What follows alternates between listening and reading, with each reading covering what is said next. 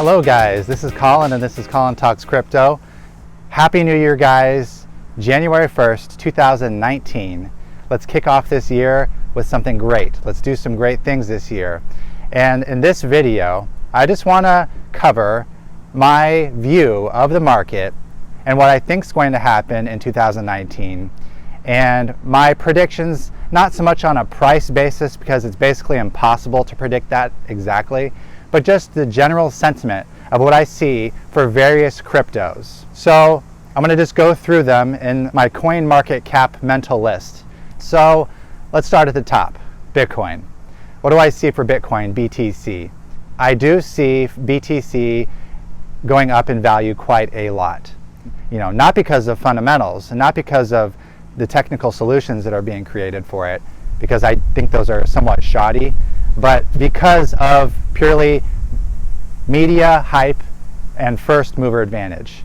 Because when you have first mover advantage, it's very, very difficult to unseat it. It's by no means impossible to unseat a first mover advantage, as witnessed by things like the landline telephone or MySpace, giving way to cell phones and Facebook and things like that.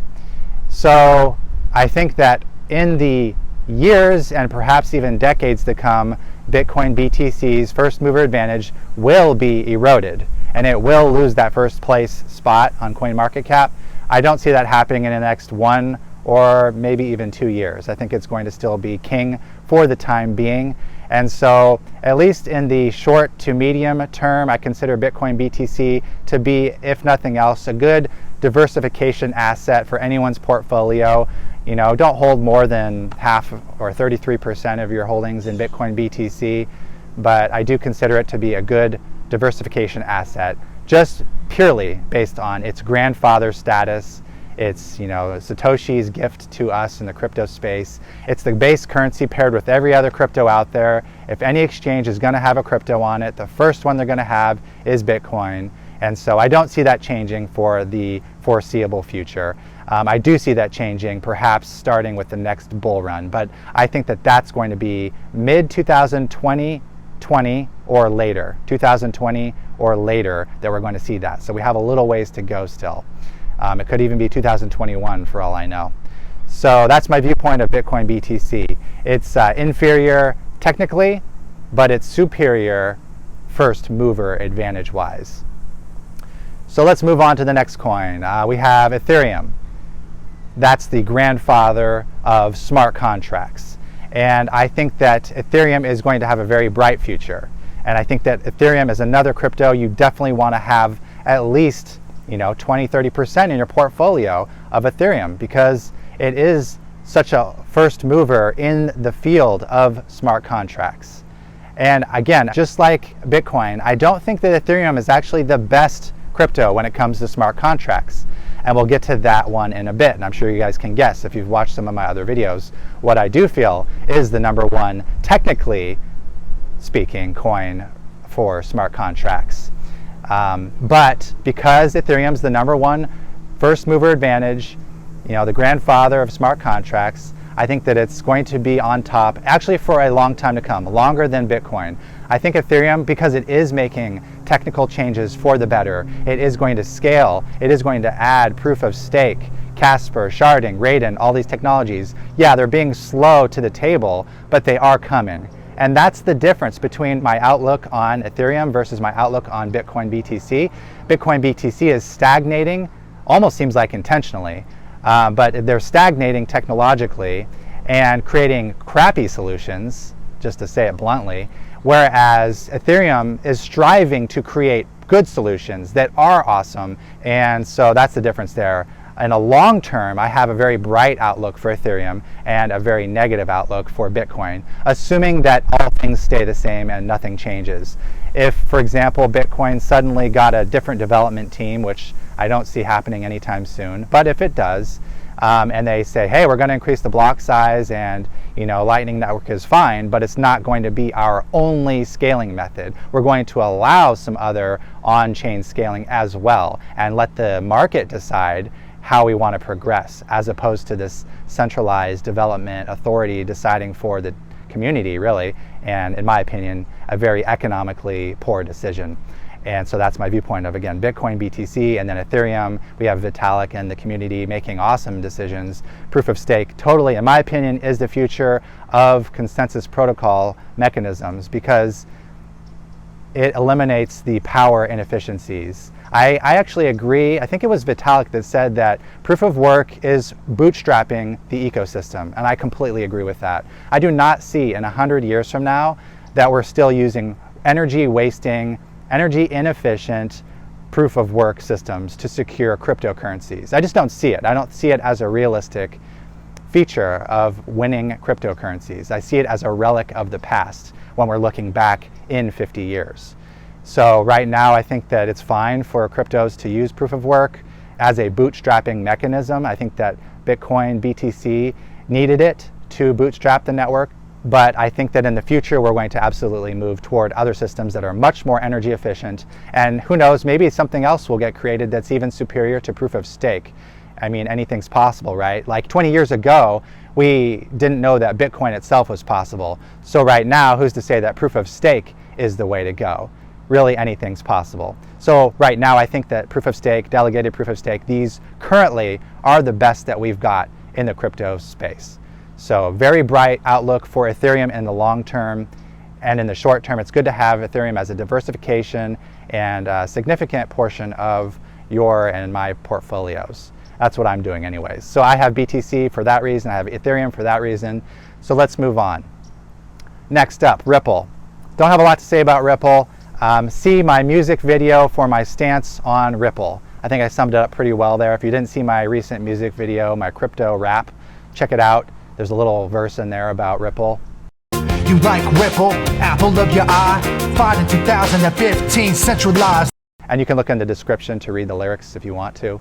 But I think that Ripple will gain in value, just like I think that Bitcoin and Ethereum will gain in value, but it's going to gain in value for sort of the wrong reasons, centralized reasons. Like it might be a superior payment rail for a centralized SWIFT replacement, but it's not any way gaining us ground in its freedom for monetary sovereignty, for personal economic freedom, for removing power from government and corrupt entities that are controlling monetary supply, things like that, the Federal Reserve.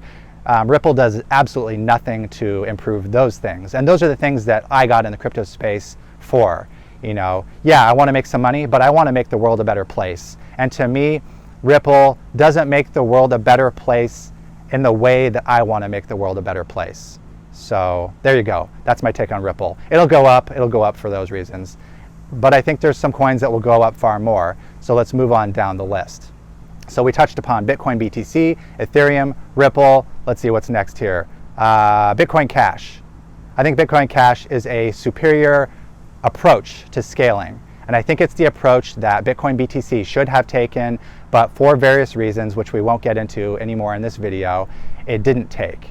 And Bitcoin Cash is the way that Bitcoin was intended to scale.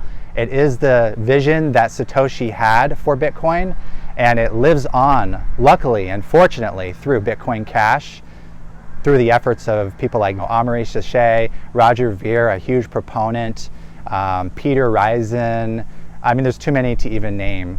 And this is just my opinion of Bitcoin Cash from someone who has kind of watched the space from a very, many years from a long viewpoint. It's a very friendly and welcoming space. It's the space that I originally was in when Bitcoin was early days. It felt the same way. It felt friendly. It felt, welcoming of discourse. And here's this idea, and here's why I think it should be good. And then this person counters with why he thinks it should be good or is not good. And there was a lot of friendly and open debate. And that's the key point, I think. And I think that's actually the reason for the big rift and divide is purely and only the censorship that was put in place that split the communities. In all honesty, I think a lot of Bitcoiners and Bitcoin cashers are actually one of the same, and they may disagree with me, but that's, I think, a product and a byproduct of censorship, and it caused a huge rift to cut through the community, and that is how I think it was intended to be played out. I think that whoever created that rift intended for this to happen.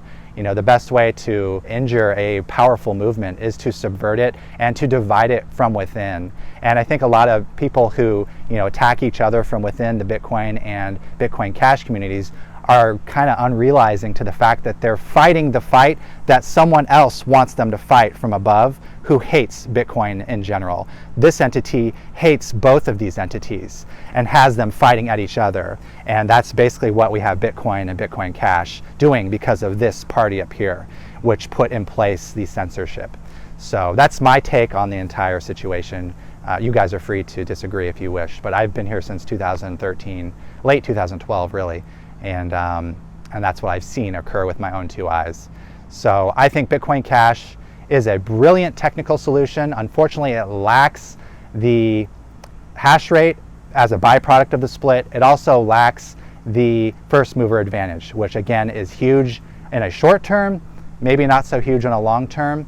And that's where I think Bitcoin Cash could be a valuable crypto. I think in the long term, it's making all the right scaling decisions, and it's putting in all the right optimizations. And I can see Bitcoin Cash in the long term remaining in the top 5 for sure, and becoming worth quite a lot, especially, and I've said this before in some of my videos, but especially as we near the next bull run peak, which could be in the hundreds of thousands of dollars for Bitcoin BTC. When we hit that range, the fees are going to be so huge that I predict we're going to see a lot of users pushed off onto other cryptos, and BCH is going to be there catching those pushed off users.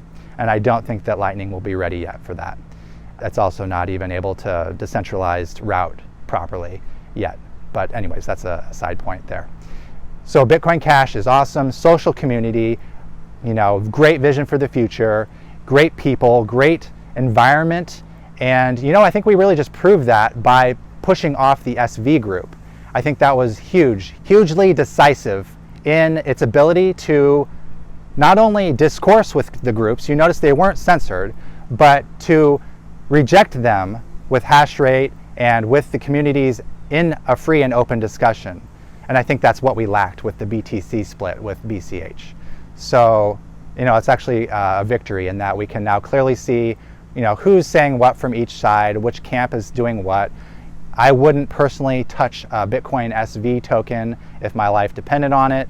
It screams centralized, it screams an imitation of what Bitcoin BTC is trying to do. You know, don't change the base protocol no matter what, even if it benefits the protocol, things like that. So really, I think of Bitcoin SV as another flavor of Bitcoin BTC, right on down to the censorship, which is what they're employing on their subreddit right now, Bitcoin SV. So there we go, that covers Bitcoin BCH and Bitcoin SV all in the same nutshell. So that brings us down to EOS. And take a guess. Yes, I am highly bullish on EOS and have been since I first heard Dan Larimer give his whiteboard presentation in 2017. And that's what enabled me to jump on the bandwagon early, because I saw that his vision was the right vision. It's the right balance of decentralization and scaling, and the proof is already there. We have dApps. If you just look at the number of dApps on EOS that have over 1,000 users, it's over 15. It's 15 or 16 dApps right now that have over 1,000 users, compared to Ethereum has, I think, one dApp that has over 1,000 users.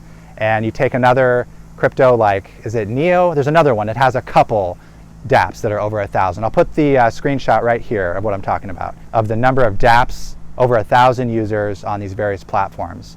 And keeping in mind the fact that EOS has been around the least time of any of these, it just bodes so clearly to me, if I just am looking at the numbers, which crypto and which network is growing the fastest. It's EOS. And back when I was talking about Ethereum being the first mover advantage for smart contracts, yes, absolutely. But EOS is that one I was referring to that is the best smart contract platform. I think that EOS is number one currently, and I see it continuing to be number one throughout 2019 and beyond, especially when we have things like the resource exchange coming soon, which allow us to make a passive income, which is what I've been waiting for years with Casper and Ethereum, but it looks like EOS is going to beat them to the punch. So things like that. Things like decentralized exchanges popping up left and right. We have EOS Phoenix. We have Huobi announcing a new EOS-based decentralized exchange. We have Scatter announcing an exchange built into their wallet coming up soon. So EOS is immensely exciting. And I think that that is another critical one. I've only named 3 so far that are critical ones to have in your portfolio: BTC, Ethereum, and EOS. And EOS is right there. And in fact, I think the lion's share of my portfolio needs to be in EOS. And it just about is. I'm almost there. The other one that I feel is important, I would say it's 4th place, is Bitcoin Cash as a must-have in your portfolio, especially long-term. If you're in this for the long term, like I am, Bitcoin Cash is sitting there as a nest egg waiting to hatch. Because like I said, when and if Bitcoin BTC fails to scale, I want Bitcoin Cash there ready to pick up the damage and the collateral damage. And EOS and Ethereum, I think, are going to be right there in the ranks with Bitcoin Cash, picking up all those rejected users when Bitcoin BTC fails to scale during the next bull run. So again, those are the 4 that I'm having in my portfolio for 2019: Bitcoin BTC, Ethereum ETH, EOS, and Bitcoin Cash BCH. And so let's cover a few other coins. There's Litecoin. Personally, I don't see anything great about Litecoin. I see it as a duplicate, copycat, cookie cutter, replica, down to the code, basically identical with a few minor changes. I think the 3 changes are that it has script as a proof of work mechanism. It has 2.5-minute block times instead of 10-minute block times, and it has 84 million total coins as opposed to 21 million coins. Other than that, identical to BTC, and therefore I don't own any, and I never will. Because if I was going to own some Litecoin, I would just own some Bitcoin. Same exact thing. They just literally pull the changes from the code and put it into the Litecoin code. So there's no reason to own Litecoin, in my opinion. Speaking honestly, that's all I do here, guys. I just speak it from the heart. I speak it truthfully. I tell you how I see it, and that's how I see it. So what's next? Let's see, what's below Litecoin? God. There's Cardano sitting down there. There's Stellar Lumens. I don't know enough about it to speak totally intelligibly, and I don't want to misinform anyone on it. And what else? Cardano, ADA. So about 6 months ago or so, maybe 4 months ago, I did a video whereby I told you guys, and I sold all my Cardano and I traded it for EOS. And to this day, I do not regret it for 1 second. I am very happy with that trade. In fact, I wish I did it sooner. But yeah, I see Cardano as being a very ingenious idea. And I see it as having a strong development team, but they take too long to roll out ideas. And the whole plea to education as an authority is a big error and mistake, in my opinion. If it was a fast process, that'd be fine, but it becomes a thing in itself, almost a thing of worship. Kind of similar to worshiping the topic of decentralization just for the topic of decentralization, without taking any other factors into play, is a big mistake, in my opinion. Because what if you can only do 2 transactions per second or 7 transactions per second, Bitcoin BTC? Is decentralization, is that really the end all? Well, you might have missed something there, because if you can't scale to meet the global needs of the planet, then it's not a proper solution. And so I think that Cardano is making a plea to education as an authority is a similar error, in that it's taking far too long to get the products they need. If they were rolling out things like smart contracts on the live net and all the features that EOS has, I think we'd have a very, very strong competitor to EOS. But we don't. And I don't think we will, and I think that EOS is going to leave it in the tail smoke so far back. We're going to have the resource exchange and allow us to make passive income in EOS, and here's Cardano doesn't even have smart contracts yet. So they're just so far back that I think they're going to be probably a top 20 crypto in 2019. They're going to stay in the top 20. I'm not saying it's a shit coin. It's a good coin. It's just not as good as some of these others. It doesn't have first mover advantage, and it doesn't have speed of development. It just has good ideas. But a lot of people have good ideas, and good ideas aren't enough on their own without bringing them to fruition. So that's my viewpoint on Cardano. Okay, am I missing anything? Ethereum Classic, wouldn't touch it with a 10-foot pole. I view Bitcoin SV as the Ethereum Classic of Bitcoin Cash. Just to throw that statement out there. All right, guys, I think I've made this video long enough. I hope you guys are having an awesome start of a 2019. Happy New Year. And let's all make awesome decisions this season and this year. Let's all make tons of money. Let's all make mankind a greater place. And please share this video. Oh my God, there's a giant bee about to attack me. And please like it, please subscribe. Hope you're having a great day. And don't forget to check out my crypto rap video if you haven't already. All right, guys, take care. Peace.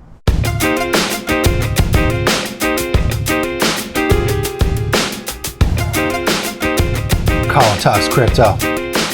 Teach you something about this rap game. I mean this crypto game. Crypto up, hat backwards. Make the money now, pay them taxes after. Portfolio rising to the sky. I'm like an entrepreneur. Bear markets and depression. Wishing sold at the top, gotta learn your lesson. I'm a holder, accumulator, stacking that crypto. I never sell, but I buy that dip though. Saw a guy take a loan on his house. Now he's crying all alone and he sleeps on the couch. Damn. Shoulda held, but he had weak hands. Now he's waiting for the bull market to ride it again. Coulda sold, but I had strong hands. Now I'm waiting for the bull market to ride it again. Stack them cryptos up, got that Bitcoin cash. Not that shitcoin trash. Ethereum and EOS, yeah, them coins is the top of the shelf. Tell me about it though. You like Ripple, apple of your eye. Find in 2015, centralized. I'm a holder, accumulator, stacking that crypto. I never sell, but I buy that dip though. Saw a guy take a loan on his house. Now he's crying all alone and he sleeps on the couch. Damn. Shoulda held, but he had weak hands. Now he's waiting for the bull market to ride it again. Coulda sold, but I had strong hands. Now I'm waiting for the bull market to ride it again.